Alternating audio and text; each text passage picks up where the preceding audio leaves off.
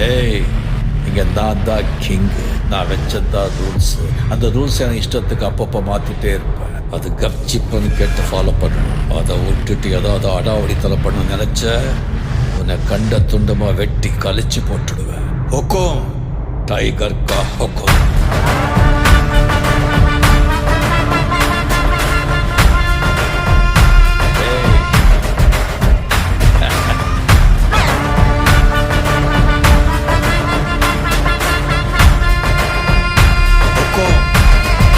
tiger